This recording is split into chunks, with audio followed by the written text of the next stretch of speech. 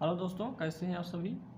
मैं सूरज यादव आपके अपने ही YouTube channel study mega point में आप लोगों का बहुत बहुत स्वागत करता हूं। तो जैसा कि दोस्तों आप लोगों को पता होगा कि आज का जो सेशन होने वाला है TDEP के लिए होना है। ठीक है, इसमें हम आप लोगों से आज डिस्कस करने वाले हैं भाई कि overhead transmission and distribution line of जो इसके इंडियन इलेक्ट्रिसिटी रूल्स हैं, इसके बारे में हम जानकारी करने वाले हैं। किसके बारे में?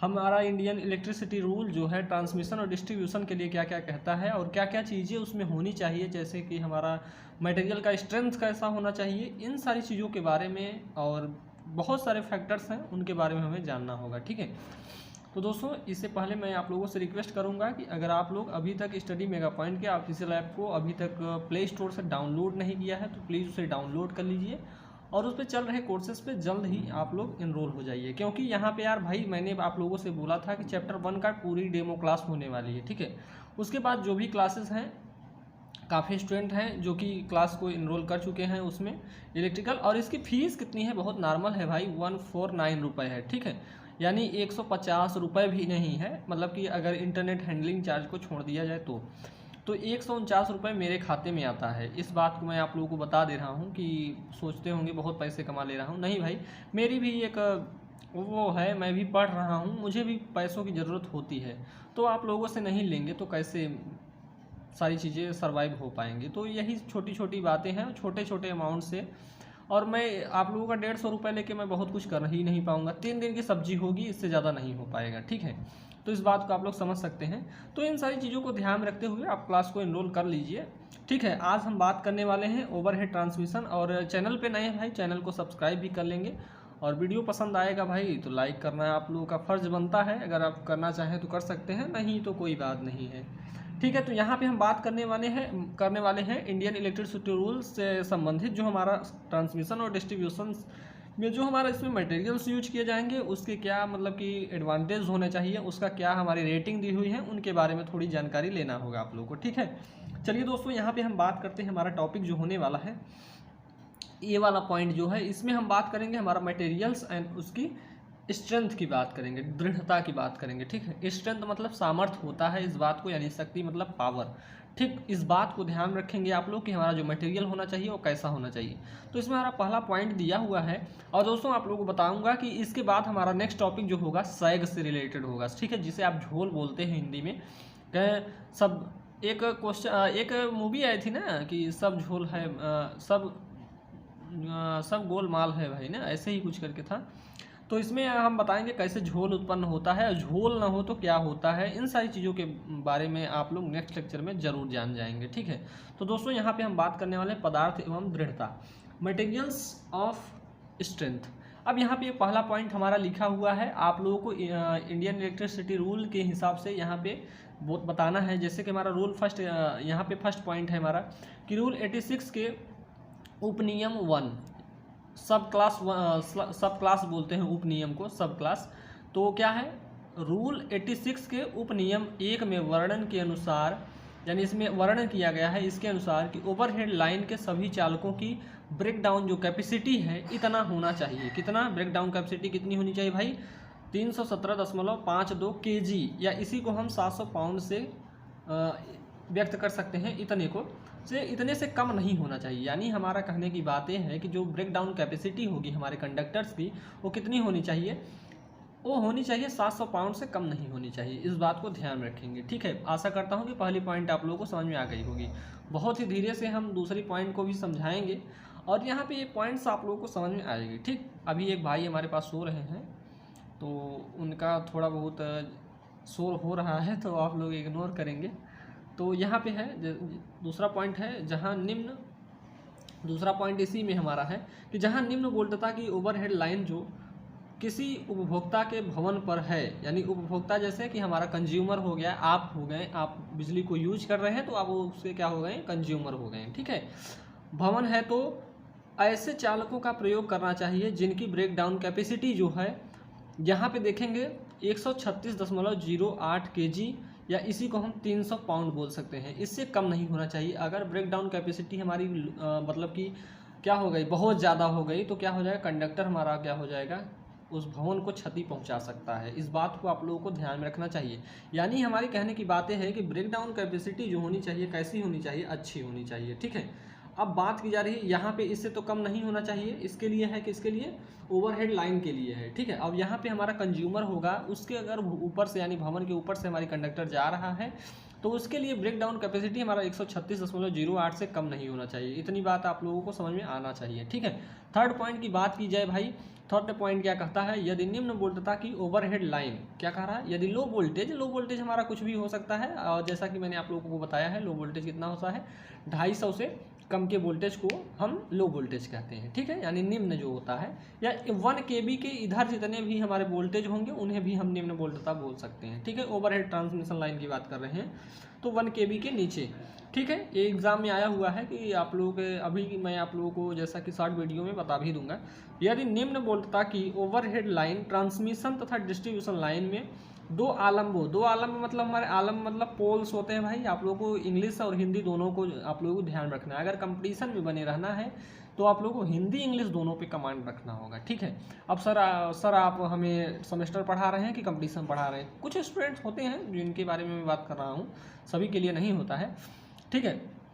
अब सर आप हमें डिमोटिवेट कर रहे हैं? नहीं भाई, मैं डिमोटिवेट नहीं कर रहा हूँ, आप लोगों को बता रहा हूँ, ठीक है। तो आलम्बों की जो दूरी होनी चाहिए, यानी दो पोल्स के बीच की दूरी जो होनी चाहिए, उसकी लंबाई जो होनी चाहिए 15.24 मीटर से कम नहीं होना चाहिए। इस बात को भी ध्यान रखेंगे, यानी 50 फीट होना चाहिए, ठीक है। से कम हो तो वहाँ पर हम क्या करते हैं 138 यानी 138.07 kg या इसी को हम पाउंड में लगभग 300 पाउंड से कम नहीं होना चाहिए। क्या नहीं होना चाहिए भाई? उसकी जो क्या कहते हैं आलम्बों के बीच की दूरी की बात की जा रही है, यानी कंडक्टर्स जो होंगे हमारे वहाँ पे इतने पाउंड्स के होने चाहिए, ठीक है। यानी इतने के बीच की दूरी के लिए इतना पाउंड का हमारा कंडक्टर होना चाहिए, इससे कम नहीं होना चाहिए भाई, ठीक। इस बात को ध्यान रखेंगे। चलते हैं दोस्तों नेक्स्ट पॉइंट की तरफ। हमारा नेक्स्ट पॉइंट जो है उसको देखते हैं। तो दोस्तों यहाँ पे अब हमें ध्यान रखना है कि अब हमारा जो नेक्स्ट पॉइंट होने वाला है, यानी बी बोल सकते हैं इसे, मैं यहाँ पे बी लिख दे रहा हूँ। ये किसके लिए चल रहा है? इंडियन इलेक्ट्रिसिटी रूल्स के हिसाब से हमारी बातें हो रही हैं, इस बात को ध्यान रखेंगे, ठीक है। हमने यहाँ पे बी लिख दिया।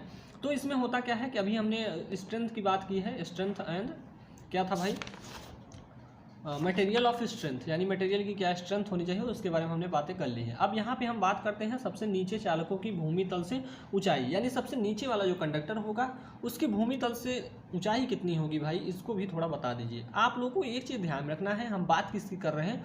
ओवरहेड ट्रांसमिशन लाइन की बात कर रहे हैं। अंडरग्राउंड की अभी बात ही नहीं होगी, अंडरग्राउंड की बात जो होगी हमारा चैप्टर 2 में होगा, ठीक है। इसके बाद जो हमारा टॉपिक होगा सैग से रिलेटेड होगा। सैग से आप लोगों के एग्जाम में बहुत अच्छे क्वेश्चंस आते हैं, तो उनको मैं बहुत ही अच्छे वे में आप लोगों को बताऊंगा, ठीक है। वेरी इंपॉर्टेंट है सैग, आप लोगों के एग्जाम में कई बार आया हुआ है, ठीक है। तो आप लोगों को बहुत ही सेलेक्टिव टॉपिक्स को बहुत ही अच्छे वे में पढ़ना है। पहला पॉइंट हमारा होगा किसके लिए? सबसे नीचे चालकों की भूमि तल से ऊंचाई के लिए। पहला पॉइंट हमारा होगा जो कंडक्टर सड़क को पार करता हुआ लगाया जाए उसके लिए क्या होना चाहिए। ए वाला पॉइंट हमारा कहता है लो एंड मीडियम वोल्टेज लाइन के लिए कितना होना चाहिए? 5.79 मीटर होना चाहिए। इतना होना चाहिए क्या भाई? मतलब कि सड़क और कंडक्टर के बीच में जब उसको क्या किया जाता है, स्थापित किया जाता है, मतलब पार करता हुआ लगाया जाता है, तो उनके लिए जो मीडियम वोल्टेज होता है 5 लाइन की जो दूरी होती है, डिस्टेंस की बात की जाए 5.79 मीटर होना चाहिए, ठीक। अब दोस्तों अगर हाई वोल्टेज के लिए है तो उसके लिए हमारा 6.096 मीटर यानी 20 फीट हो सकता है, ठीक है। तो एक इसके लिए हुआ भाई, आप लोग जानते हैं जो कंडक्टर सड़क को पार करता हुआ लगाया जाए, ठीक। उसके लिए लो एंड मीडियम वोल्टेज के लिए लाइन के लिए कितना हो जाएगा 5.79, हाई वोल्टेज के लिए 6.096 मीटर या 20 फीट इसी को बोल सकते हैं। अब दोस्तों यहाँ पे बात आती है, हमने अभी आप लोगों को जैसा कि बताया होगा, यहाँ पे हमने दूसरा पॉइंट को देखना होगा कि जो ट्रांसमिशन लाइन सड़क के किनारे लगाए जाते हैं उनके लिए कितना होना चाहिए। तो उनके लिए आप लोगों को ध्यान रखना है, उनकी जो ऊंचाई होनी चाहिए मैक्सिमम कितनी होनी चाहिए भाई। Low voltage and medium voltage के लिए 5.485 मीटर या इसी को हम 18 फीट बोल सकते हैं, ठीक है। तो इतनी बातें आप लोगों को ध्यान रखनी है, ठीक। अब किसकी बातें की जा रही है? ऊंचाई की बात की जा रही है। जो ट्रांसमिशन लाइन सड़क के किनारे लगाए जाते हैं तो उसके लिए हमारी जो ऊंचाई होनी चाहिए कितनी होनी चाहिए? लो एंड मीडियम के लिए तो 5.485 मीटर होनी चाहिए, इसी को हम 18 फीट बोल सकते हैं। ठीक, अब नेक्स्ट पॉइंट की तरफ यानी बी वाला देखेंगे तो बी वाला क्या कहता है कि हाई वोल्टेज के लिए कितना होना चाहिए 5.797 मीटर यानी 19 फीट। एक के लिए हमारा 18 फीट, एक के लिए 19 फीट। किसमें? ट्रांसमिशन लाइन जब सड़क के किनारे लगाया गया हो तो उसके लिए हमारी ऊंचाई जो होगी इतना होना चाहिए। ठीक, अब दोस्तों बात की जाती है कि जो ओवरहेड लाइन सड़क के साथ साथ पार न करती हो यानी सड़क के साथ न पार करती हो उसके लिए हमारा कितना होना चाहिए। अब यहाँ पे देखेंगे कि लो एंड मीडियम वोल्टेज के लिए जब खुली हुई हो तो उस स्थिति में हमारा 4 इसी को हम इतना बोल सकते हैं 4.572 मीटर या इसी को हम 15 फीट बोल सकते हैं। वहीं हाई वोल्टेज के लिए एंड लो वोल्टेज के लिए देखेंगे जब पार ना करती हो तो 3 पॉइंट यानी इसी जो हमारा 15 है यहाँ पे हमारा 13 फीट हो जाएगा। ठीक है, तो इम्पॉर्टेंट नहीं है, इसको थोड़ा ध्यान रखेंगे कि हाई वोल्टेज लाइन जो हाई वोल्टेज लाइन है यार के भी हमारा जनरेशन होता है, इसको थोड़ा ध्यान रखेंगे। भूमि से कंडक्टर की मिनिमम दूरी जो होती है 15 फीट होनी चाहिए। किसके लिए? हाई वोल्टेज लाइन यानी जैसे कि हाई वोल्टेज हमारा 11 kV हो गया। ठीक है, तो उसके लिए जो हमारी मिनिमम दूरी होनी चाहिए कितनी होनी चाहिए 15 फीट होनी चाहिए। अब नेक्स्ट पॉइंट देखेंगे, दोनों इंपॉर्टेंट हैं, इनको थोड़ा ध्यान रखेंगे कि हाई वोल्टेज यहाँ पे GE रहेगा। हाई वोल्टेज लाइन जैसे हमारी हाई वोल्टेज में बात करेंगे तो 33 kV के लिए भी क्या होगा 33 के लिए हमारा भी क्या है 33 kV हमारा हाई वोल्टेज है। इसके लिए कितना होता है तो भूमि से कंडक्टर के बीच की दूरी होनी चाहिए 17 फीट। अब देख रहे हैं कि दोस्तों आप लोग एक चीज़ देख रहे हैं कि जैसे जैसे यहाँ पे 11 से 33 हुआ और 33 से हमारा 66 होगा तो इसकी जो डिस्टेंस है वो क्या होती जाएगी बढ़ती जाएगी। 15 था, दो यहाँ पे जोड़ दिए तो 17 हो गया, 11 दूनी 11 3 33 के लिए। ठीक है, तो इस बात को ध्यान रखेंगे आप लोग। चलिए दोस्तों नेक्स्ट यहाँ पे पॉइंट्स को देखते हैं। उसके बाद यहाँ पे नोट कुछ लिखा हुआ है, नोट को थोड़ा ध्यान रखेंगे कि कंडक्टर से भूमि की मिनिमम दूरी जो होनी चाहिए हर 33 kV पर 1 फीट बढ़ जाती है। कितनी? हर 33 kV पर 1 फीट बढ़ जाती है। ठीक, इस बात को थोड़ा ध्यान रखेंगे। तो यहाँ पे कुछ लिखा हुआ है, यहाँ पे आप लोग कैलकुलेशन को देख सकते हैं। जैसे 33 + 33 × 1 कह दिए तो इसके लिए हमारा 33 के लिए 17 होता है +1 यानी इसके लिए 18 फीट हो गया। इसके लिए हमारा 20 फीट हो जाएगा। 220 के लिए 23 फीट हो जाएगा। इसके लिए हमारा 29 फीट हो जाएगा। इसके लिए हमारा 40 फीट हो जाएगा। तो इन सारी चीज़ों को आप लोग देख सकते हैं। अब दोस्तों आप लोगों को हम बताना चाहूँ तो यहाँ पे नेक्स्ट पॉइंट्स हैं आप लोगों के लिए।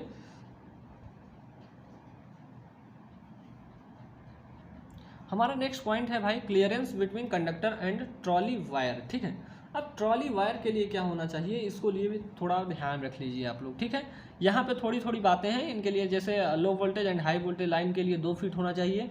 Low voltage and medium voltage line जब इंसुलेटेड यानी इंसुलेटेड नहीं है उसके लिए 4 फीट होना चाहिए।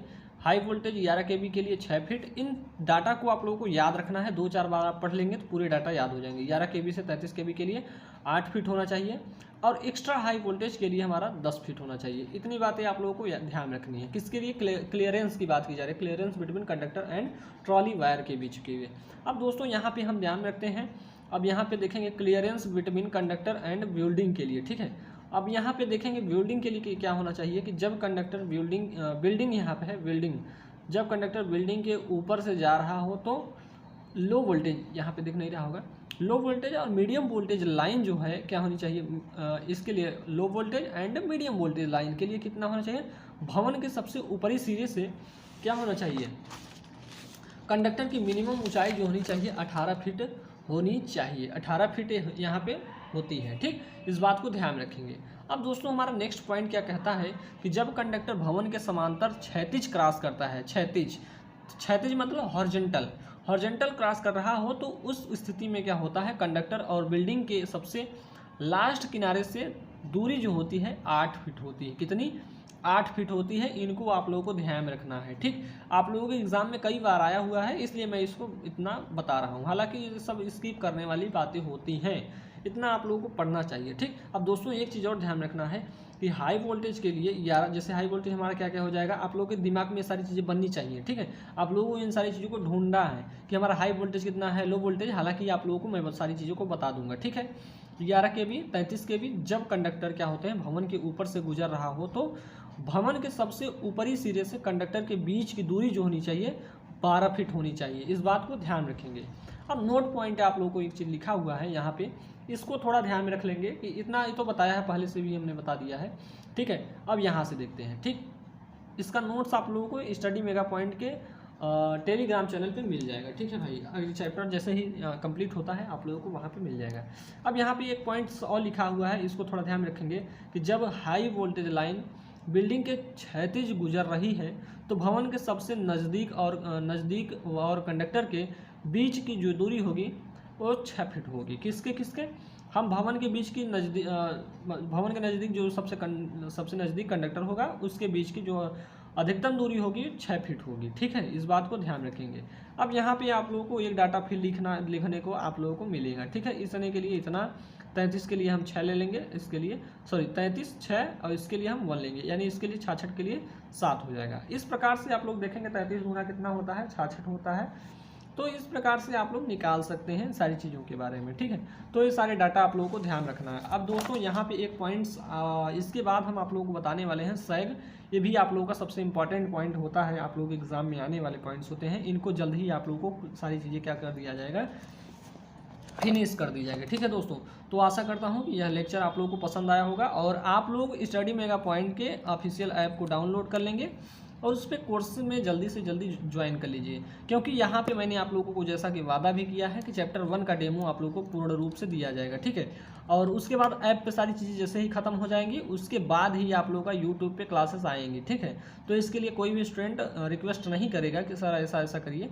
हालांकि भाई मैं अपनी मर्जी का मालिक हूँ, जो मुझे पसंद आएगा मैं करूँगा। ठीक है, हालांकि आप लोगों को मैं इतनी सारी चीज़ें दे दूंगा यूट्यूब पे कि आप लोग पास हो जाएंगे। ठीक, इस बात को ध्यान रखेंगे। और जो भी स्टूडेंट अपने कोर्स को जल्दी आप लोग समाप्त करना चाहें वो स्टडी मेगा पॉइंट के ऑफिशियल ऐप को डाउनलोड करिए और उसमें चल रहे कोर्सेज को ज्वाइन कर लीजिए। चलिए दोस्तों, आज के लिए थैंक यू।